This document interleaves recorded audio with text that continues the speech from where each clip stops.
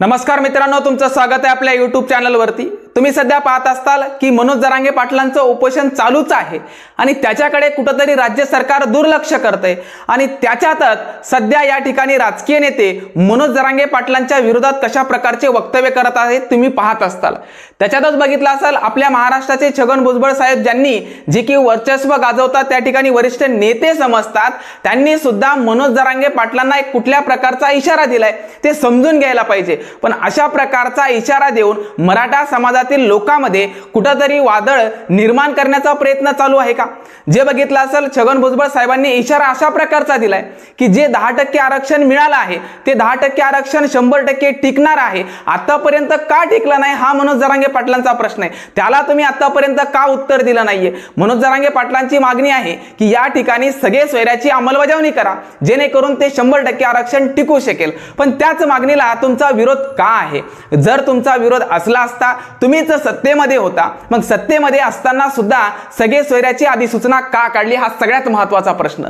जर सर्वात पहिले सगळे सोयऱ्याची अधिसूचना काढलीच नसती तर कुठल्याही प्रकारचा प्रश्न उद्भवलाच नसता। मनोज जरांगे पाटलांनी सगळे सोयऱ्याची अंमलबजावणीसाठी का आज धरून धरली आहे? कारण राज्य सरकारने कुठेतरी आशा दाखवली की आम्ही सगळे सोयऱ्याची अधिसूचना काढली आणि अधिसूचना काढल्यानंतर कुठेतरी अंमलबजावणी होईल। मग या गोष्टीकडे मनोज जरांगे पाटलांनी लक्ष दिलं आणि त्याच गोष्टीची सध्या मागणी लावून धरलेली आहे। मग राज्य सरकार दुर्लक्ष करून मनोज जरांगे पाटलांचा जीव धोक्यात घालणार आहे का हा सगळ्यात महत्त्वाचा प्रश्न। दुसरीकडे पाहिलं असेल मनोज जरांगे पाटलांच्या विरोधात काही जण बोलत होते की मनोज जरांगे पाटील फक्त भाजप पक्षाला टार्गेट करतायत। काल तुम्ही पाहिलं असेल त्यांनी डायरेक्टली काँग्रेस पक्षाला सुद्धा सांगितलं जर तुम्ही सगळे सोयऱ्याच्या अंमलबजावणीसाठी विरोध करत असाल तर तुम्हाला येणाऱ्या विधानसभेमध्ये लोकसभेसारखा पराभव स्वीकारावा लागेल। कारण जर बघितलं विरोध करणाऱ्यांचा पराभव लोकसभेच्या निवडणुकीत कशा प्रकारे झाला, कारण मनोज जरांगे पाटलांच्या पाठीमागे फक्त मराठा समाजातीलच व्यक्ती नव्हे तर प्रत्येक समाजातील व्यक्ती त्यांच्या पाठीमागे उभा आहे। त्याचं कारण जर बघितलं ते कुठल्याही प्रकारे राजकीय स्वार्थापोटी लढत नाहीये तर समाज कल्याणासाठी लढत आहेत। एवढंच प्रत्येक व्यक्तीने लक्षात ठेवलंय, म्हणून प्रत्येक जिल्ह्यामधून लोकांचा पाठिंबा त्यांना सध्या दिसतोय। मनोज जरांगे पाटलांचं उपोषण जे चालू आहे त्या उपोषणामध्ये बघितलं असेल मनोज जरांगे पाटलांची तब्येत सुद्धा खालावत जात आहे, तरी सुद्धा राज्य सरकारचं लक्ष का नाहीये? राज्य सरकारने कुठेतरी लक्ष द्यायला पाहिजे आणि जर मनोज जरांगे पाटलांच्या जीवाला काही झालं तर त्याची जबाबदारी कोण घेणार आहे? मग त्याची जबाबदारी सर्वस्वी राज्य सरकारने स्वीकारायला पाहिजे। तुम्ही पाहिलं असेल की मनोज जरांगे पाटलांच्या जीवाशी तुम्ही सध्या खेळत आहात, कारण त्याचं बघितलं तुमचं लक्ष त्यांच्याकडे राहिलं नाही। तुमचं लक्ष का राहिलं नाही? कारण त्यांना असं वाटतंय की सगळ्यात महत्त्वाचा काटा हे मनोज जरांगे पाटील आहेत, जेणेकरून मराठा समाजातील व्यक्तींना यांनी काबीज केलंय, म्हणजे त्यांच्या पाठीमागे ठेवलंय। मनोज जरांगे पाटील बाजूला झाले की मराठा समाजातील कार्यक्रम हा विस्कळीत होईल आणि मराठा समाजामध्ये फूट पडेल। हा सगळ्यात महत्त्वाचा कार्यक्रम सध्या तरी सगळ्यांच्या डोळ्याने दिसतोय। लोकांनी लक्षात घ्यायला पाहिजे की मनोज जरांगे पाटील कुठल्याही प्रकारच्या राजकीय स्वार्थापोटी उपोषण करत नाहीये तर समाजातील गोरगरीब लेकरांच्या कल्याणासाठी उपोषण करतायत। पण काही जण या ठिकाणी बघितलं असेल समाज कंटक मनोज जरांगे पाटलांना विरोध करतायत। ते विरोध कशामुळे? कारण मनोज जरांगे पाटील जातीवाद करतायत म्हणे। जातीवाद करत नाहीये तर समाजातील व्यक्तींच्या कल्याणासाठी उपोषण करताय, एवढं लक्षात ठेवा।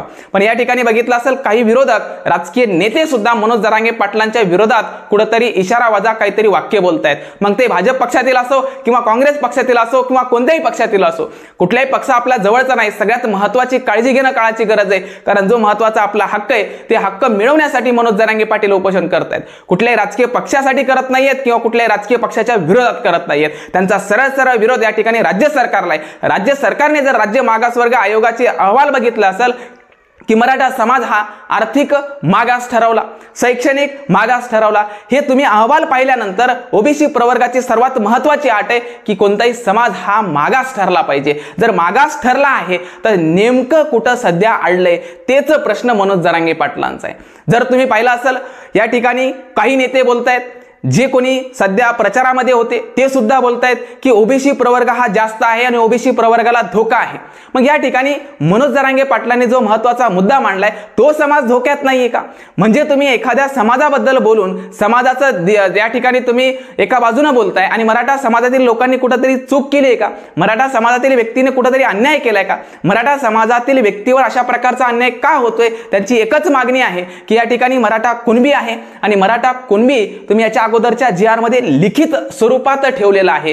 तीच मागणी मनोज जरांगे पाटलांची आणि सगळे सोयऱ्याची अधिसूचना काढली. कोणी काढली? मनोज जरांगे पाटलांनी नाही, ती राज्य सरकारनेच काढली होती. मग अधिसूचनेचं नेमकं काय झालं याचं सुद्धा या काळामध्ये उत्तर द्यायला पाहिजे. हीच मनोज जरांगे पाटलांची मागणी आहे. एवढं बोलण्याची वेळ काय येते? कारण एखादा समाजासाठी एखादा व्यक्ती लढतोय आणि त्याचा जर जीवाला कुठंतरी धक्का पोहोचत असेल त्यावेळेस माणसाला चीड येते.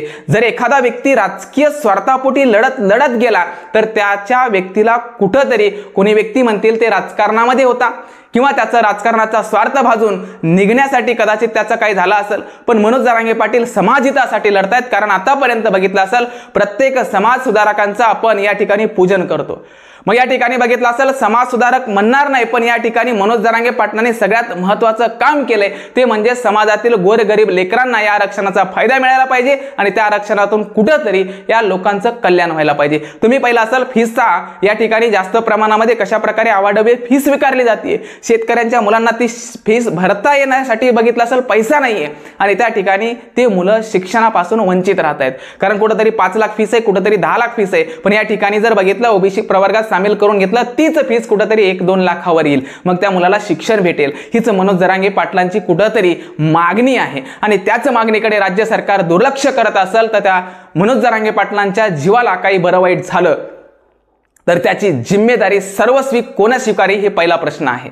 कारण बघितलं असेल उपोषण करतायत, उपोषणाअंतर्गत अजून सुद्धा राज्य सरकारने दखल का घेतली नाही? दखल घ्यावी. मनोज जरांगे पाटलापाशी जर बघितलं मागणी त्यांची आहे, पण कुठंतरी विचारपूस करण्यासाठी मेन महत्वाचं कोणीतरी त्या ठिकाणी जायला पाहिजे. मनोज जरांगे पाटलांची मागणी लक्षात घ्यायला पाहिजे. त्यांची मागणी पूर्तता करण्यासाठी काही वेळ मागून घ्यायला पाहिजे, पण त्यासाठी तुम्हाला तिथं जावं लागेल किंवा मनोज जरांगे पाटलापाशी कुठंतरी शिष्टमंडळ तुम्ही याच्या अगोदर पाठवलं तशा प्रकारचं गेलं तर या ठिकाणी लोकांना असं वाटेल की मनोज जरांगे पाटलांच्या मागणीकडे राज्य सरकारचं कुठेतरी लक्ष आहे.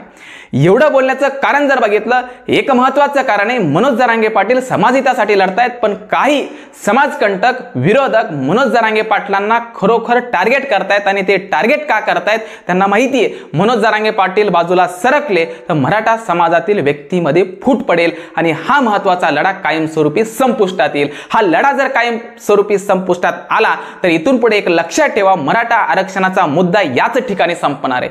पुढे या ठिकाणी अशा प्रकारचा लढा उभा राहील का माहित नाही. 10% आरक्षण मिळाले, पण ते किती दिवस टिकेल याची शाश्वती कोणी देत असेल तर 100% मनोज जरांगे पाटील कुठेतरी विचार करतील.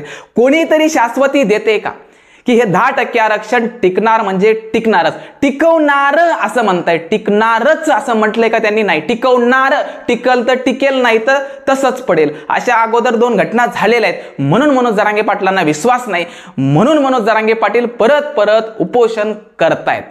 आणि उपोषण करण्याची गरज ही का पडली त्याचं कारण मागच्या 2 आरक्षणाचा मुद्दा कशा प्रकारे डावलून मनोज जरांगे पाटलांनी बघितलं असेल हे तिसरा महत्त्वाचा लढा उभा केलाय. त्यांचा लढा आत्ताच नाही, खूप दिवसापूर्वीच आहे. पण त्यांची मागणी जर बघितली असेल आत्ता कुठेतरी राज्य सरकारने अधिसूचना काढलेली होती आणि त्या अधिसूचनेला धरूनच मनोज जरांगे पाटलांची मागणी आहे की सगळे सोयऱ्याच्या अंमलबजावणीची तात्काळ काहीतरी कार्यवाही करा. ही कार्यवाही करण्यासाठी राज्य सरकारने त्यांची दखल पहिले घेणं काळाची गरज आहे. कारण हा लढा बघितला असेल या ठिकाणी मनोज जरांगे पाटलांच्या पाठीमागे बहुसंख्य लोकांचा आहे. त्याच्यामध्ये त्यांच्या जीवाला जर कुठल्याही प्रकारची इजा झाली तर त्याची सर्वस्वी जिम्मेदार कोणावर टाकतील हे लोक तुम्हाला 100% माहिती आहे. आणि ते लोक जिम्मेदारी जर टाकली तर येणारी विधानसभा तर सोडावं, पण विधानसभेच्या निवडणुकीमध्ये कशा प्रकारे काय होईल हे चित्र बदलणारच आहे. पण लोकांचा द्वेष तुमच्याबद्दलचा कशा प्रकारे वाढेल हे विचार करायला पाहिजे. जोपर्यंत त्यांच्या मागणीकडे तुमचे लक्ष लागणार नाही तुम्ही काहीतरी निर्णय द्या की हो किंवा नाही ते तरी समजेल. मनोज जरांगे पाटलांना पुढचा कार्यक्रम काय करायचा हे सुद्धा कळेल. मनोज जरांगे पाटलांच्या जीवाशी जर तुम्ही खेळत असताल तर 100% लोक तुम्हाला विसरणार नाहीयेत.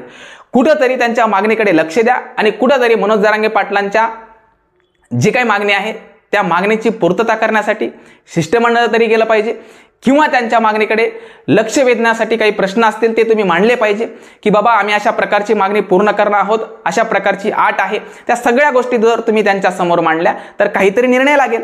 तुम्ही पाहिलं असेल सगळे सोयऱ्याच्या बाबतीत हरकती व नाहरकती मागवल्या, हरकती व नाहरकतीचा अजून निर्णय दिला नाही. त्याच्या बाबतीत निर्णय दिला असता तर कदाचित मनोज जरांगे पाटलांना कळालं असतं की या ठिकाणी हरकती किती आल्यात, नाहरकती किती आल्यात, त्याच्यावरून काहीतरी निर्णय निघाला असता. पण त्याचा अजून काही निर्णय दिलाय का? नाही दिला. का नाही दिला? म्हणजे याचा अर्थ विधानसभेची निवडणूक झाल्यावर निर्णय येणार आहे का? विधानसभेच्या निवडणुकीच्या अगोदरच निर्णय व्हायला पाहिजे, जेणेकरून विधानसभेमध्ये कशा प्रकारे जे कोणी विरोध करत आहेत, मनोज जरांगे पाटलांनी स्पष्ट बोलून दाखवलं की त्यांना 100% पाडा. मग कोणताही व्यक्ती असो, कोणताही पक्ष असो, जे कोणी विरोध करणार असेल तर प्रत्येक समाजातील व्यक्तीने एकच लक्षात घ्यायला पाहिजे, मनोज जरांगे पाटलांना जातीवादाचा शब्द देऊन टार्गेट केला जातंय, पण मनोज जरांगे पाटलांनी कुठल्याही समाजातील व्यक्तीबद्दल अपशब्द बोलला नाही, कुठल्याही समाजातील व्यक्तीबद्दल अपशब्द बोलला नाही, तरी सुद्धा हे लोक त्यांना टार्गेट करतायत. पण लोकांनी एक लक्षात घ्यायला पाहिजे की मनोज जरांगे पाटलांनी कधीही जातीवाद केला नाही, पण मनोज जरांगे पाटील एका समाजातील व्यक्तींच्या हक्कासाठी लढतायत आणि ते सुद्धा सरकारच्या विरोधात, कुठल्याही समाजाच्या विरोधात नाही. पण हे राजकीय नेते मनोज जरांगे पाटलांच्या विरोधात जातीवादाचा ठपका घेऊन समाजातील व्यक्तीमध्ये 100% तेढ निर्माण करतायत. तर राजकीय नेत्यांना एक महत्त्वाची विनंती आहे की जो समाज एकमेकांच्या सोबत राहतो त्या समाजामध्ये तेढ निर्माण नका करू. कारण जर तुमची राजकीय पोळी भाजून घेण्यासाठी हा समाजातील तेढ निर्माण करणार असताल तर समाज तुम्हाला विसरणार नाही. मग कुठलाही समाज असो, 1 दिवस, 2 दिवस, 4 दिवस, 8 दिवस, महिना, वर्षभर अशा प्रकारचा कालावधी लागू शकतो की काही समाजातील व्यक्तींना कळणार नाही की नेमका जातीवाद कोण करतोय. आणि ज्या दिवशी कळालं की हेच राजकीय नेते आहेत जे समाजामध्ये तेढ निर्माण करतात, ते कधीच तुम्हाला आयुष्यभर विसरणार नाहीत. कारण एकदा त्यांच्या मनात द्वेष तुमच्याबद्दल निर्माण झाला तो कायम स्वरूपी राहत असतो, एवढं लक्षात ठेवा. म्हणून समाजामध्ये तेढ निर्माण करण्याच्या अगोदर, कोणत्या समाजाच्या विरोधात बोलण्याच्या अगोदर 100% विचार करा. कुठल्याही समाजातील विरोधात आपलं वक्तव्य नसलं पाहिजे. मेन महत्वाचं, जो समाज आहे त्याच्या मागणीसाठी लढा लढवतोय, ते राज्य सरकारची सोबत भांडतोय, त्याची मागणी पूर्ण करण्यासाठी उपोषण करतोय, पण कुठल्याही समाजातील व्यक्तींच्या विरोधात नाहीये. पण त्या समाजातील व्यक्तींना भडकाऊ भाषणे देण्याचा कार्यक्रम हे 100% राजकीय नेते करतायत आणि राजकीय नेत्यांनी हे कुठंतरी सध्या सांभाळायला पाहिजे. कारण ही गोष्ट जास्त प्रमाणात टिकत नसते, लोकांच्या लगेच लक्षात येत असतं. म्हणून या ठिकाणी मनोज जरांगे पाटलांना टार्गेट जे कोणी करतायत, समाजामध्ये विभेद, या ठिकाणी भेद निर्माण करण्याचा प्रयत्न करतायत, त्या व्यक्तींना परत विनंती आहे, समाजामधला तेढ कमी करा, जातीवाद करण्याचा प्रयत्न नका करू. तुमची राजकीय पोळी भाजून घ्यायची असेल, दुसरे कारण दाखवा, पण समाजातील जे महत्त्वाचा एकोप आहे तो बिघडवण्याचा प्रयत्न नका करू. कारण तुम्ही लोकांमध्ये जास्त प्रमाणामध्ये जातीयवादाचा प्रमाण पेटवतायत, जेणेकरून लोकांनी मनोज जरांगे पाटलांना विरोध केला पाहिजे. पण लोकांनी सुद्धा लक्षात घ्यायला पाहिजे, मनोज जरांगे पाटील सर्व समाजातील लोकांना एकत्रित घेऊन हा महत्त्वाचा लढा लढवत आहेत. त्याच्यामध्ये बघितलं असेल, मुस्लिम व्यक्ती असतील किंवा धनगर समाज असतील किंवा दलित समाज असेल, प्रत्येक व्यक्तीला मनोज जरांगे पाटील सोबत घेऊन हे बोलतायत, कुठल्याही समाजाला विरोध करत नाहीत. लोकांनी लक्षात घ्या की मनोज जरांगे पाटलांचा हा लढा कशासाठी आहे, कारण ह्या पूर्ण व्हिडिओमध्ये तुम्हाला सर्वस्वी माहिती दिलेली आहे. ठीक आहे, तर थांबतो. धन्यवाद.